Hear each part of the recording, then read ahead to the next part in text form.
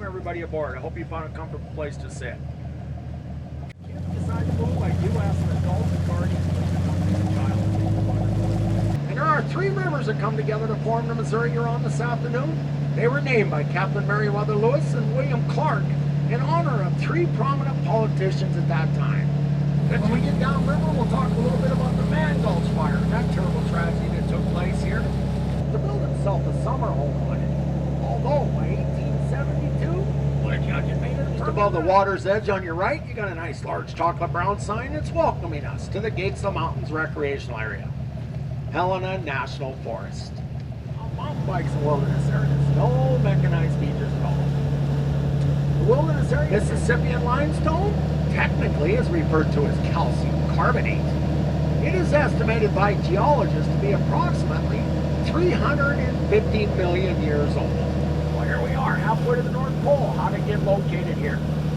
Well, that is explained to us through the North American plate was covered by a very large, vast, fairly warm, shallow sea. Period of time that eventually formed a thick, white, slimy, skeleton mud in the bottom of the Mississippian Sea. Of course, that's a formation of calcium carbonate, limestone. Behind that ice dam, Glacier Lake Great Falls formed. Well, that put the entire limestone canyon underwater. And through time, as that water seeped out different elevations in the limestone cliffs, that's what formed the openings that we're viewing this afternoon. Of course, the caves, the caverns, and the cliffs themselves offer nest sites for quite a variety of birds. You know, we have 123 species of birds on our life list. What a variety. I could spend the afternoon talking about birds. We will point out some active nests. We'll talk quite a bit about some of the birds we have. Of course, most of the birds that we do have are migratory. You wouldn't know at the end of July, but it gets cold in Montana in the winter months. Not unusual at all, folks, to see this water you're on freeze in the winter. I've seen anywhere from several inches of ice to several feet of ice on this river. Direct attention here to the west shore. Here in front of us on the left, we do have quite a geological formation to view. Now, I explained a moment ago, the limestone originally laid flat, deposited at the bottom of the old ancient Mississippian Sea. When the Pacific Plate and the North American Plate come together, well, there's been a great deal of pressure and heat put on this limestone. And there to our left, we're able to view where huge slabs of that limestone are being folded straight into the sky today. What a formation of folded limestone that is. Originally laid flat, kids. Today they're vertical ridges. Colorful name given to the formation. Local folks, we've been referring to this as Devil's Slide now for over 50 years. This limestone is moving up. The Pacific Plate is forcing the North American Plate up. The east coast of the United States is sinking. The west coast is rising. Of course, this is an ongoing process and an extremely slow one.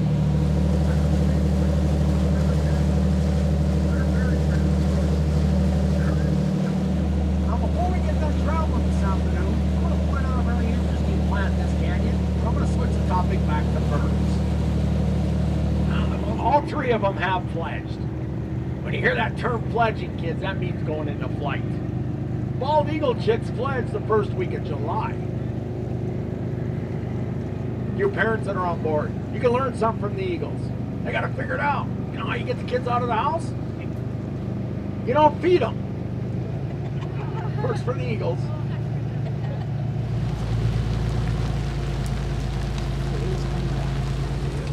In fact, I'm told you can find a mating pair of bald eagles in every state union today, except for Hawaii. Meriwether Lewis also described the river through here at that time as having minor rapids. Of course, those minor rapids, they're not visible today as a result of the dam. And early the next morning, well, they were headed up the river. You know, that portage around the Great Falls, well, that took the Corps of Discovery over a month. That put them way behind time. They were in a hurry to get to the ocean. The short time Meriwether Lewis spent here, though, I personally feel that he has described this limestone canyon better than any other individual ever has or ever will. Meriwether Lewis wrote July 19, 1805 in his journals. This evening, we entered much the most remarkable cliffs we'd yet seen. These cliffs rise from the water's edge perpendicular to the heights 1,200 feet. Well, those of you in a position to do so, if you look up to your left now, you will certainly understand what Meriwether Lewis is writing about that night in his journals. Speaking some cliff swallow nests, that was busy again this summer. Sunsets, we get shadows on the river and the cliffs, but also it didn't rain quite hard. And this limestone, if it gets wet enough, you'll notice it turns black. Probably go down in history as one of our more famous mountain men. John Coulter is also credited, folks, with being the first European to stumble into what you today know as Yellowstone National Park. In fact, Yellowstone National Park, as we know it today, was originally referred to by the early trappers and pioneers as Coulter's Hell. Of course, that all came as a result of that description John gave everybody, what he found and saw. Gloomy terrors and hidden fires. Yellowstone National Park. Coulter's also the only member of the Lewis and Clark expedition that made it all the way to the Pacific Ocean. They did not return to St. Louis. You know, as they were making their way home in 1806, headed back down the Missouri River, just before they had returned back to the Mann village in present-day North Dakota, the Corps of Discovery happened to run into a couple of free fur trappers. John got busy with those two trappers. He knew there was a lot of money to be made in the trapping business. He didn't want to go back to St. Louis. He asked Meriwether Lewis if he could be relinquished of his military duties. It was granted to him. Meriwether gave John Coulter an honorable discharge from the military right there in Fort Mandan. He didn't return to St. Louis till 1810. What a life he ended up leading.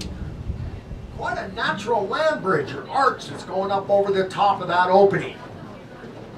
A little sunlight coming back in and a little bit of shade being underneath the opening. Now there's other arches, there's other openings and land bridges that you're able to see from the river, but this particular one is the largest. That opening up there was officially measured at the narrowest point at 52 feet across. That means that old wooden tour boat that went past us, Sacagawea too, we could slide sack through there, kids, and have 2 feet to spare. This one won't quite fit. This afternoon, folks, are not conducive at all to rock climbing. We see very little rappelling or rock climbing take place in this canyon. That limestone's very fractured, very loose.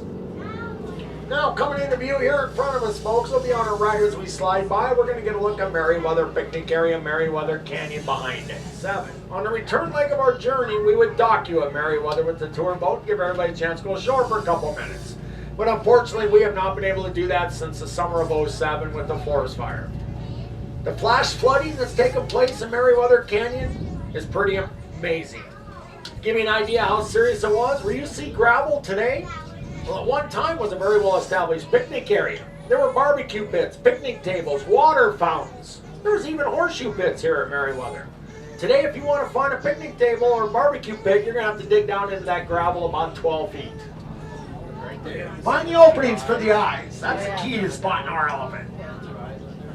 That look like an elephant, kids? It's endless what you can find if you use your imagination. But you know, here on the upper Missouri River and in southern Alberta, Canada, what I'm going to try to put you folks in a position to view this afternoon, the pictographs do not have a message or a theme to them. They're very abstract symbols. Abstract meaning there's no message or theme to them. Directly in front of Voyager, if you go approximately 70 yards up from the water's edge, here in front of me we got a very flat spot. If you look carefully in that depression, you can see what appears to be a bunch of symbols that have been smeared up there in a reddish colored material. These are pictographs of the abstract tradition. They were trying to get in touch with the spiritual world. It was important to them. They would enter an area by themselves that they felt was spiritual. This limestone canyon no doubt met those needs. They always felt that what they saw, well, they were being granted strength, knowledge, and wisdom. These 182 documented pictograph sites found in the state of Montana. About 120 of them are found here on the upper Missouri River. I certainly know of others in this limestone canyon, but I don't point them out because they faded so much with time they're almost impossible to see today. But there are others. We're going to be viewing Mann Gulch. Mann Gulch is on the National Historic Registry. It's the site of the worst tragic event that's ever taken place in the history of the United States Forest Service smoke jumpers. August 5th, 1949, 13 smoke jumpers lost their life in Mann Gulch. To date, it's the worst tragic event that's ever taken place in the history of the smoke jumpers, and we certainly hope it remains that way. Those of you that are maybe not familiar with smoke jumpers have heard that term smoke jumper. Well, they're a very, very elite group of men and women who parachute out of airplanes into remote areas to put out fires when they're first detected. Typically, they're small fires that the smoke jumpers will respond to in those remote areas, get them put out before they become large. Now, they landed at the very head of Mann Gulch as you look into it on the left side, the fire burning on our right. You know, at the time, the fire was only about 60 acres in size. It wasn't an unusual fire at the time. What they referred to as a 10 o'clock fire. They would have it out by 10 o'clock the next morning. The foreman of the crew that day was Wagner Dodge. And once Dodge got his men on the ground, he evaluated the fire. And he determined that the way to approach it and fight it was to bring the crew of men down the left-hand ridge, keep the fire crossing on the other side. He wanted to get his men down here to the river. Once he got his men to the river, he would turn that crew of men and fight that fire going uphill, pretty much from the angle we are viewing now. But unfortunately, as they were making their way down the left-hand ridge on that hot August day, as the wind was swirling around in Mann Gulch, it was carrying embers and brands that were burning from fire burning on the right, and those embers and brands were landing below the crew of men on our left, starting spot fires below them. They made it within about 1,200 yards of the Missouri River when they come up over the rise of the hill, and there those spot fires were, right below them. They couldn't make it to the Missouri. They had to turn around and retreat up the steep slope. All the right conditions had come together in the bottom of Mann Gulch to form what we here refer to as a forest fire blowing up. Dodge did a strange thing in 1949. He stops, he drops to his knees, he pulls out a book of matches, and Dodge lights a second fire in the tall grass in front of his men. Realizing he couldn't outrun the flames, he did the only thing that he could think of at the time to survive. He felt by lighting the second fire as the wind fanned the flames up the hill, well, that would create a burned out, blackened out area in front of his men. Possibly they could survive this if they were to step into the ashes and lay down.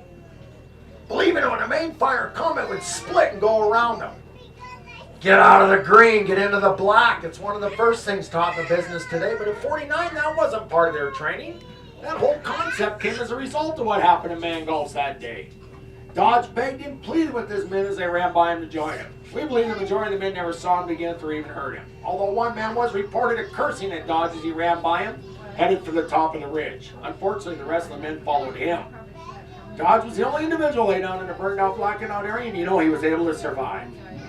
The key to his survival? Well, one is he knew to get on the ground, find oxygen at ground level. The other thing Dodge had going for him?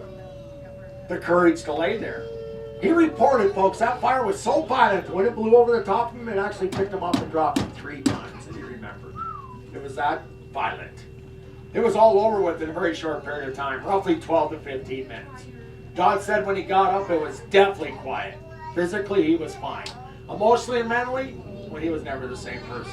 Where does crew men go? The last time he saw them, they're trying to win a race. He goes looking for survivors. And when Dodge gets to the top of the ridge, he finds the 2 rookies that were on his crew that day. One of those rookies was 17-year-old Bob Sully. Bob had actually fudged a little bit about his age to begin with to get into jumper school. The other man was 21-year-old Walt Rumsey. Those 2 rookies were young enough, lucky enough, fortunate enough, somehow they won that race. They did beat the flames to the ridge. It takes me a minute to open the gates. They're large. Those are the gates to the Rocky Mountains coming open. You will see what many historians and scholars believe inspired Captain Meriwether Lewis. You know, when he wrote in his journals evening of July 19, 1805, describing that limestone canyon in only the way Meriwether Lewis could have ever done it, he finished up his writings that night with some very simple words. From the singular appearance of this place, I shall call it the gates to the Rocky Mountains. They'll be lavender in color when they bloom. They're gorgeous. Now there's years that go by we don't find a bloom anywhere. It does not all bloom at the same time. That never happens. The weather conditions have to be just right in order for it to bloom. This spring we were fortunate. We had the conditions, a couple places where we did find a bloom in a canyon. There's another active osprey nest. It's a huge nest, although it's very hard to see from this far away. There are chicks in that nest. Down on this river till the first week of August. They go into flight. Within 6 weeks, they're headed for the Gulf of Mexico.